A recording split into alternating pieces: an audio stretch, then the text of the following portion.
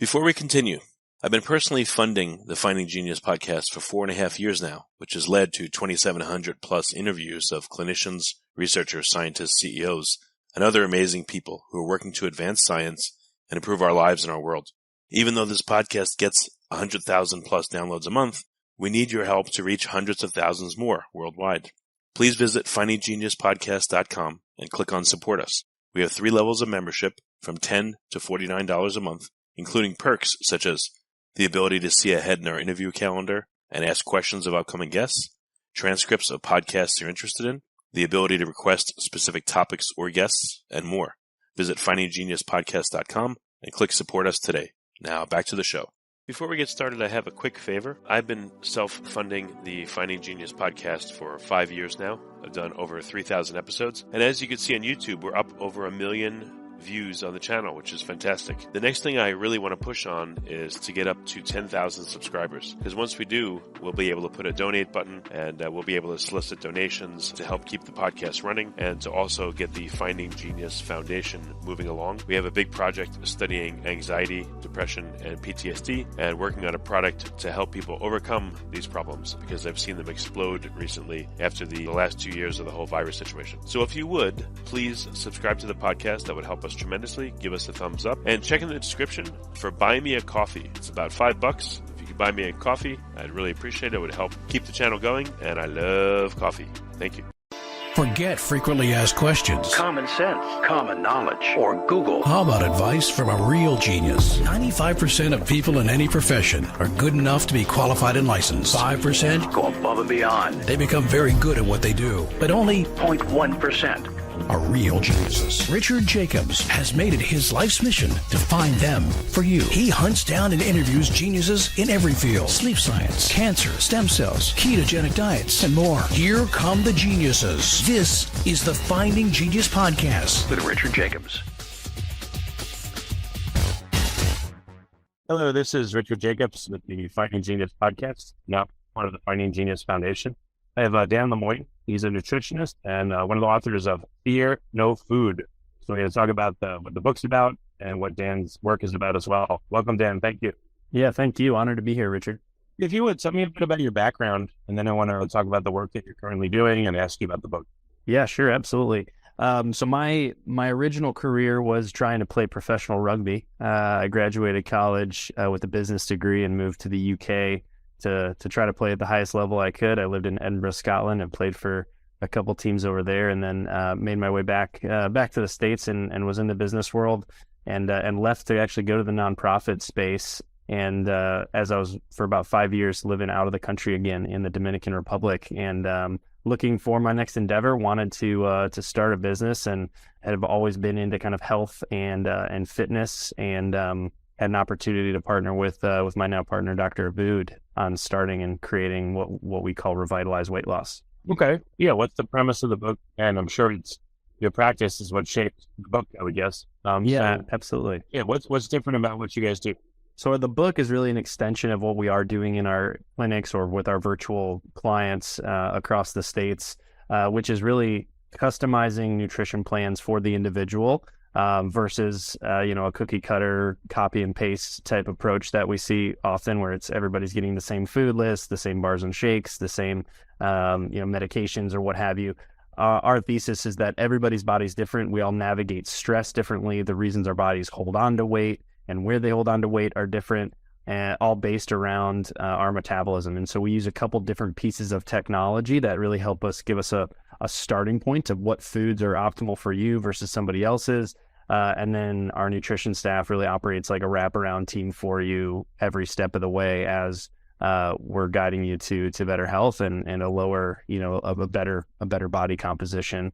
So not too unsimilar to, I think I read in some of your story of just battling thyroid cancer and how you were able to attack that from a nutrition space. It's like your body was kind of in a complete tornado for its own reasons. The things your body needed, the nutrition your body needed, are going to be different than mine. They're going to be different than a postmenopausal woman's, right? And so our bodies are all different. And so the punchline for us is that everybody's nutrition plan and weight loss plan in particular should be fully catered to them. So how do you evaluate someone, and what are the uniquenesses in people. I know it varies, depends, but usually variation is constrained. Like there's 5 kinds of archetypes that you see, or 7 kinds of this, and these are the parameters that really are the important hallmarks for a given person to help to, once you understand them, you can help them. So what are these things? I mean, I think there's a couple, I'll call it like layup, just lifestyle things that I see that that can have a huge impact on folks that we see often here in our clinic as we do some of our testing.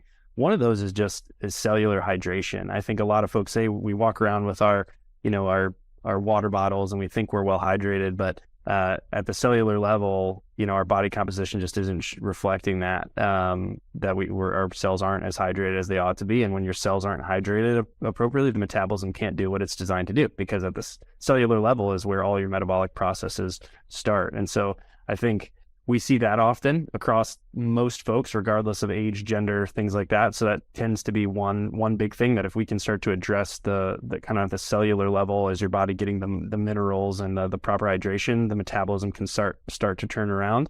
We see like a lot of metabolic slowdown after big life events. So injuries, illness, surgeries, women tend to go through menopause or birth of kids, all of those things, we kind of intuitively know it. It's like after my 3rd kid, I just couldn't get the weight off like I used to. Or, when I turned, 40, it just seemed like everything slowed down. I had to work out twice as hard in order to maintain. And so our technology allows us to benchmark that. And so we are seeing what is your metabolic age respective to your actual age, and then we're measuring that week over week as we're making continued changes to how, when, and what you're eating. And if we're just seeing the weight come down, but we're not seeing body fat come down, if we're not seeing your metabolic age trending in the right direction, we're going to make some adjustments to your program. Well, what are some, without names, obviously, what are some case studies that are instructive?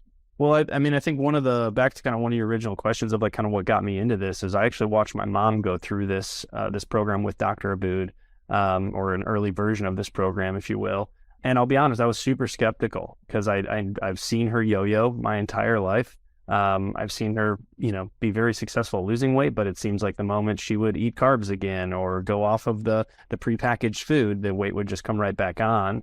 And it really wasn't until 2, 3, 4 years later, and she's kept 32 pounds off, and her metabolic age as a 65-year-old woman is in the mid-40s, was really kind of the aha moment for me to see, whoa, there's something different about when we can approach, weight loss from a lifestyle and a whole food nutrition standpoint. Really miraculous things can happen, and we're not just, helping you lose pounds. We're really trying to figure out, how do we lose body fat? How do we improve your metabolic processes? Okay. Do you have any case studies or any specifics? Again, the names, but what's something that listeners can really dive into?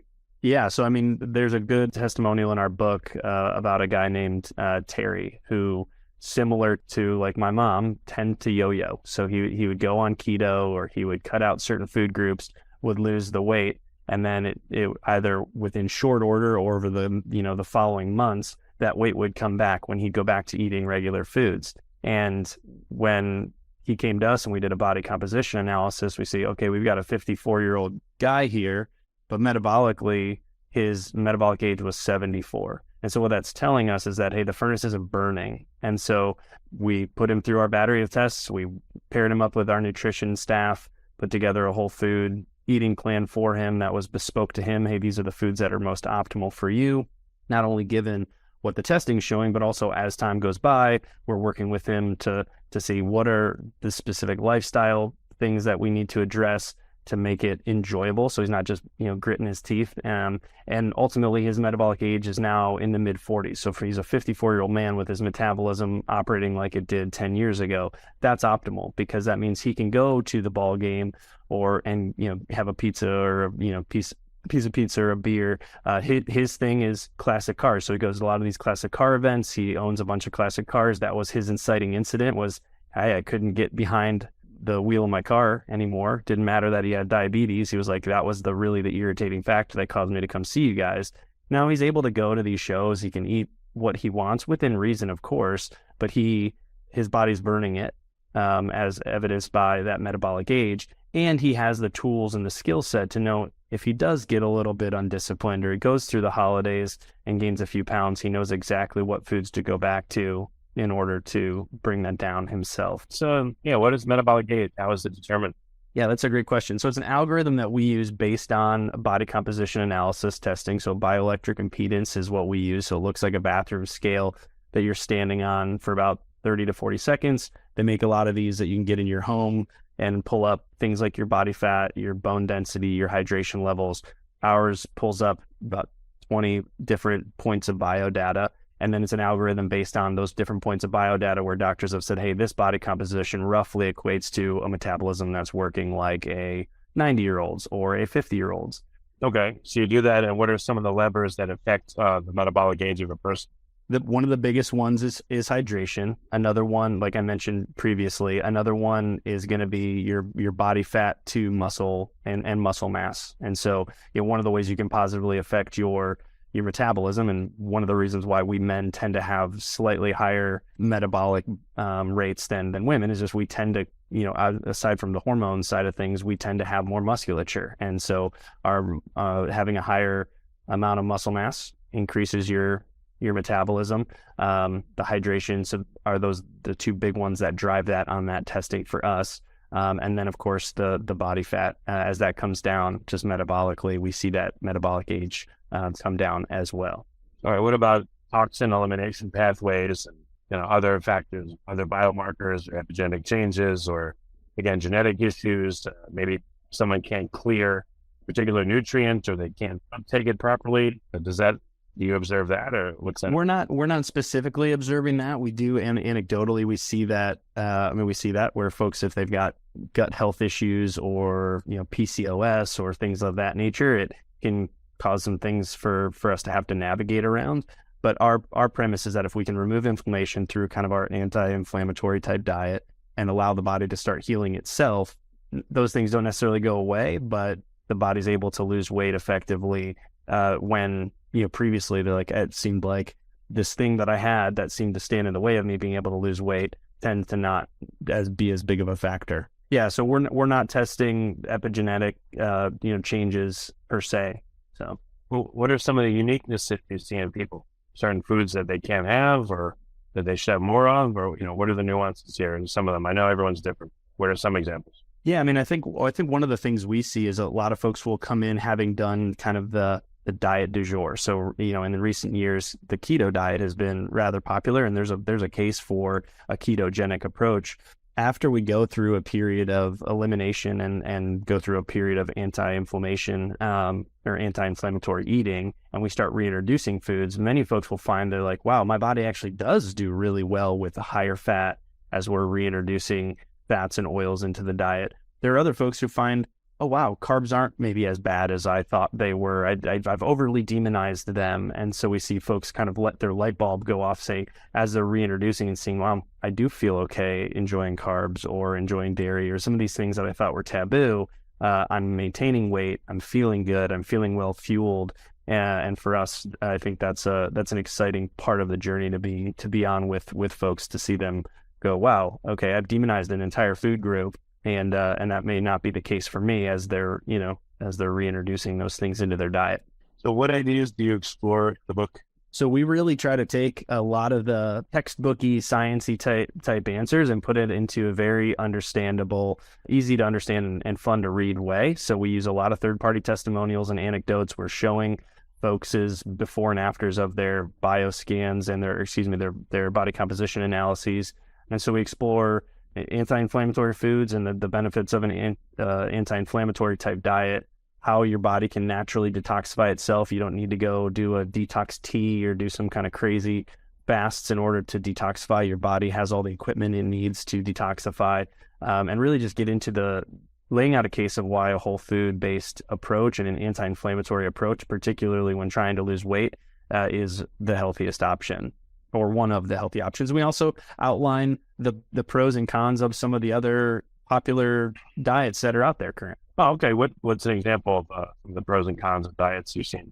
that's popular right now? So I think a keto diet, I think there's some wonderful pros of a keto diet, especially if it's done correctly for a limited amount of time and for depending on the person. Where you kind of get into sticky water with that is that if you're eating a high amount of fat, but your body actually isn't burning ketones, it's arguably one of the more unhealthy things you can be doing. And it's really easy to get kicked out of ketosis. And I think a lot of people end up doing kind of like a dirty keto, which is essentially just a low carb diet.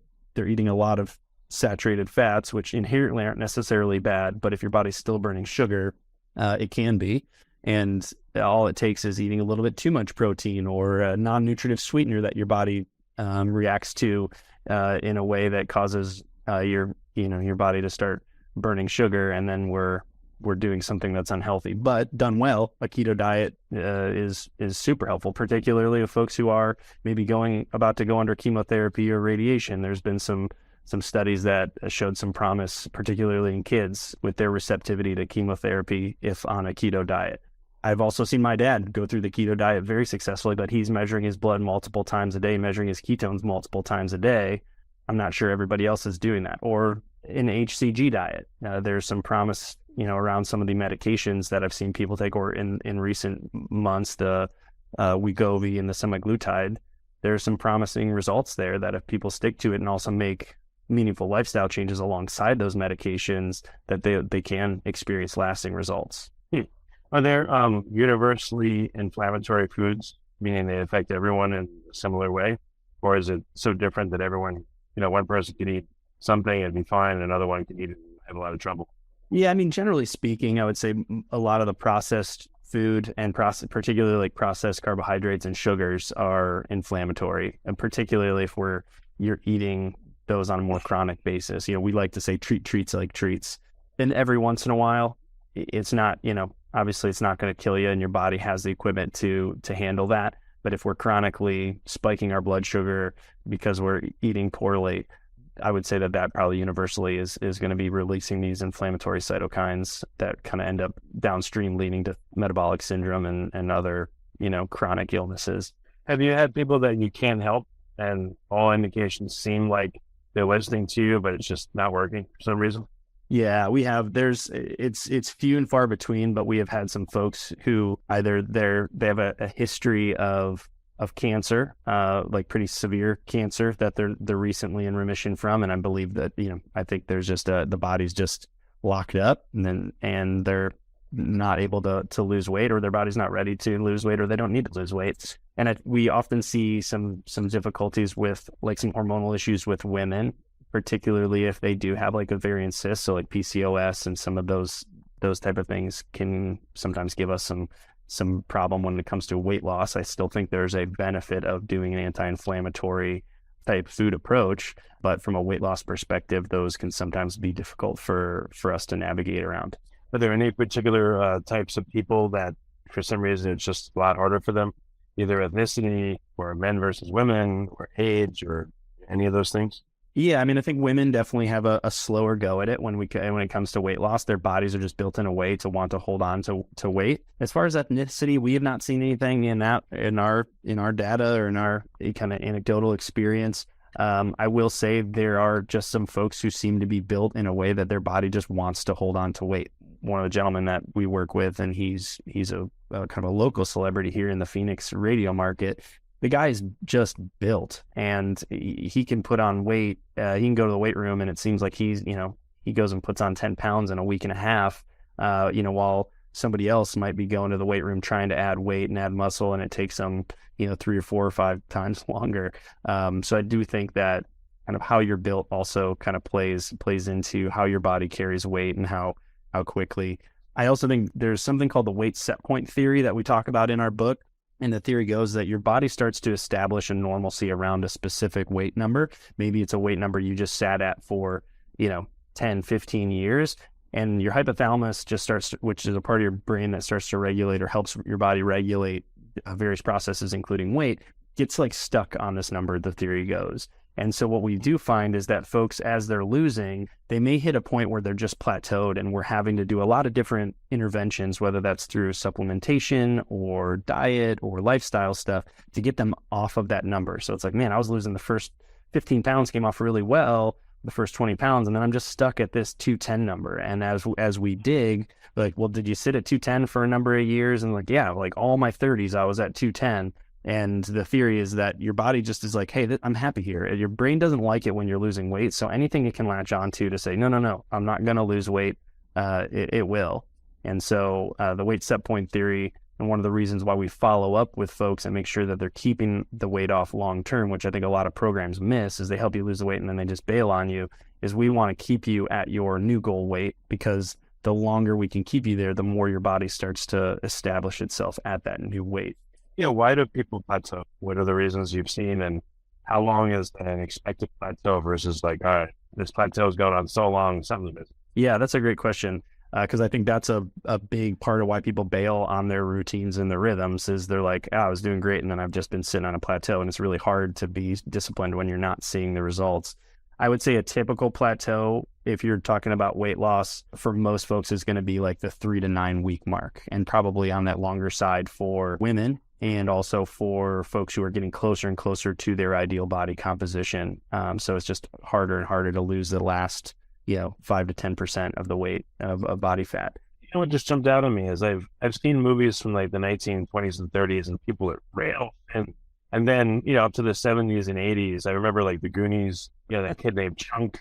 He wasn't even overweight by today's standards. Now, obviously people are much heavier in general, but have you seen that the final set point for people in general has increased versus, I mean, you wouldn't know because you weren't doing this 100 years ago, but do you think that, again, the set point has gone up in general? I do. And back to Terry, who I was telling you about as a kind of a third-party testimonial, he has a pretty robust collection of classic cars, some of them as old as, 80 to 100-year-old cars. And he's like, they were just made for smaller people. People were just smaller. And so I don't know if that, I'm sure a lot of that has to do with our lifestyle. Like, we're just moving less because we're knowledge workers and we work at home, or we're working behind a computer.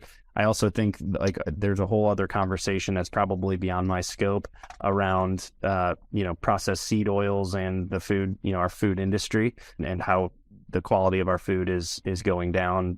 The calories don't go down, but the nutrient density is lacking. Makes sense. Yeah.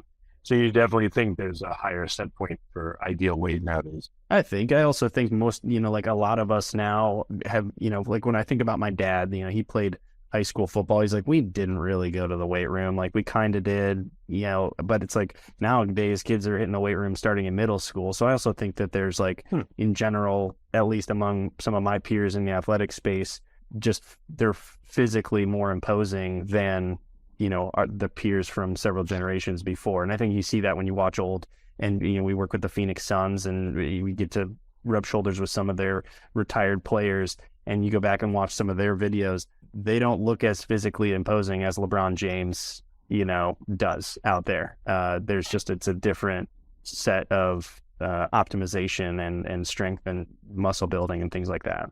Oh, interesting. Okay. And any other changes you're seeing in people? Like what I'm seeing, I'm not a health practitioner or anything, but again, I'm seeing a lot more anxiety amongst people, especially young people, teens, etc. Is that playing into, is that hindering people's ability to improve their health and lower their metabolic age, or does that not really seem to be a factor lately? I think it does. I mean, I think chronic stress absolutely affects all of your body's processes. I also think there's a huge emotional component to food that, fully transparently, like even we miss as a practice, because we are so focused on the micronutrients and, how's your plate look? And we forget that there's a human with their own set of anxieties and worries and stresses, and food is relaxing. We go to food, we can attach to food in the same way that some folks will medicate on other more harmful things. I think that the challenge with food is, food's everywhere and we have to have it to live, right? Whereas like if I'm an alcoholic, I don't have to live in a bar. I can physically separate myself from some of these triggers. And as we have different big T and small T traumas throughout our lives, like it's very easy to go to food for comfort. And then we condition ourselves to overeat or eat too fast or eat things that are maybe, not optimized for health. Okay. What's some of the feedback you've got from the book in particular that either gave you insight or made you happy or you think was interesting? Yeah, I think one of the more insightful things for us was just the amount of people that have read it and have reported just wonderful, what we call like non-scale victories of like, wow, like I lost some weight, which is why I picked up the book, but my gut health seems to have improved, or I'm sleeping better, or I have better energy. And I think that's, we love hearing those, because it's like, yes, we want you to lose weight, but that's not the end goal. Like, we want people to flourish. And so having readers of the book come up, tell us that is always, really honoring. Yeah, no, that's great. What's next for your practice? Do you want to include maybe that you're evaluating right now? Yeah, I think right now, what we're really kind of thinking through is more of like the modalities of how we walk alongside people on their health journeys. And so right now, all of our interactions are one-on-one. Either most of those are in person, or we do have like virtual coaching programs. And we're thinking through, in a world that is very digital first, we've found a niche of folks who are saying, hey, I would love to just have a real human that I can talk to and have them look me in the eyes and keep me accountable and be supportive of me. I think what we're excited about right now is thinking like, is there a digital complement of that? Are there ways we can use AI to not replace something about a program, but to complement or supplement what we're already doing so that folks get even better results? And so rather preliminarily, but I think those are the things that we're thinking through is how do we use technology, not as a replacement or a wholesale change, but rather how do we use technology to provide a whole nother level of accountability and support for our clients who are asking us to walk alongside them on their journey. Okay. Well, very good, Dan. I believe you mentioned in the beginning virtual consultation. So are you able to help people all over the U.S. and the world, or where can people get help, contact you? Yeah, so we've worked with folks all over North America. I'm sure we never have, but I'm sure we can work with folks, outside of the States as well. Yeah, one of the beautiful pieces about technology that we use is that it's pretty portable. So we are able to send that out to individuals and facilitate virtual coaching programs and virtual nutrition programs. All right. So where can people go to get help? Should they read the Fear No Food book first before they contact you? Either way. So some folks were saying, hey, I'm not ready to talk to anybody just yet. And I want to find out more about what these guys and gals are about. And so the book is a great grab. So it's called Fear No Food. And for those who are saying, hey, I think I'd like to learn a little bit more about what this might look like for me in my unique situation, booking a consultation, either in person or online, at joinrevitalize.com is where people can find out more. Okay, excellent. Well, Dan, thanks so much for coming on the podcast, and also for what you do. Helping people is always great without traditional standard of care, drugs, who knows what else that don't seem to be working very well. So I'm glad that there's people out there like you. Thank you. Yeah, thanks so much, Richard. Appreciate it. If you like this podcast, please click the link in the description to subscribe and review us on iTunes.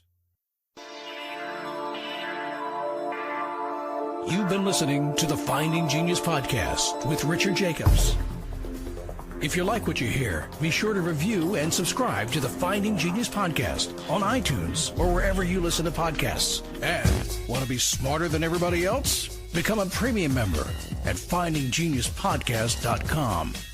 This podcast is for information only. No advice of any kind is being given. Any action you take or don't take as a result of listening is your sole responsibility. Consult professionals when advice is needed.